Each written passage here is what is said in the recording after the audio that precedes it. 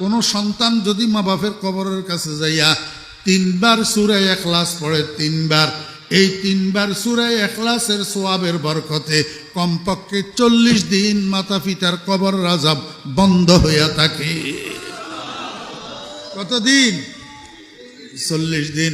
মারে কোথায় দাফন করছেন? বাপরে কোথায় দাফন করছেন?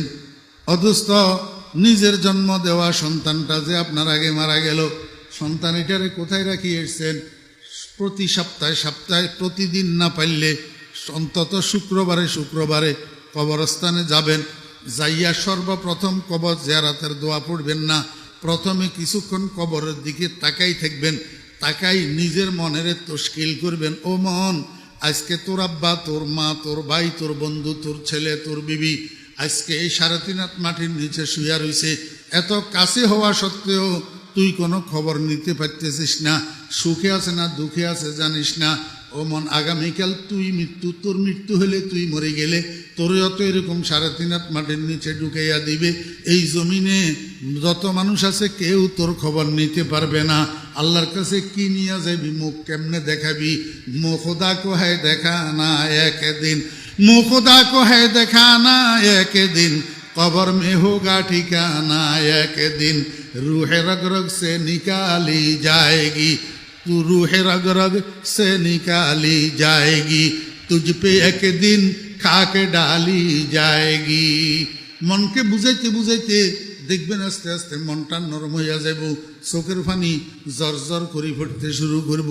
এইবার কবর জিয়ারতের দোয়া পড়েন, আসসালামু আলাইকা ইয়া আহলাল কুবুর ইয়াগফিরুল্লাহু লানা ওয়া লাকুম ওয়া আনতুম সালাফুনা ওয়া নাহনু বিল আসর। ও মুসলমান ভাইরা, মনে কষ্ট নিবেন না, আমরা অনেক হতভাগা মুসলমান আছি, কবর জিয়ারতের দোয়াটাও মুখস্থ জানি না।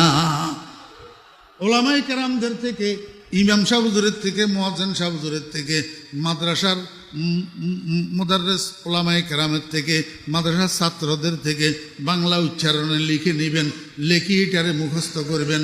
আসসালামু আলাইকুম ইয়া আহলাল কুবুর ইয়াগফিরুল্লাহু লানা ওয়া লাকুম ওয়া আনতুম সালাফুনা ওয়া নাহনু বিল আসর। আরেকটা আছে, এটা একটু শক্ত টাইপের, এটা পাইতেন নয়, এটা সোজা আছে, এইটারে মুখস্থ করে লইবেন। তারপরে এবার আউযু বিল্লাহ বিসমিল্লাহ পড়ি, কমপক্ষে 1 বার আলহামদু শরীফ পাঠ করবেন, কমপক্ষে 3 বার কুল হু আল্লাহ শরীফ পাঠ করবেন, কমপক্ষে 7 বার 11 বার দরুদ শরীফ পড়বেন। এইবার আল্লাহর কাছে মনে মনে দোয়া করবেন, হে আল্লাহ, আমি যে তোমার কোরআন তেলাওয়াত করলাম, আমি যে সূরা ফাতিহা পড়লাম, সূরা ইখলাস পড়লাম, দরুদ শরীফ পড়লাম, এগুলার সওয়াব দয়া করে আমার আব্বার রুহের উপরে পৌঁছাইয়া দাও, আমার মায়ের রুহের উপরে পৌঁছাইয়া দাও।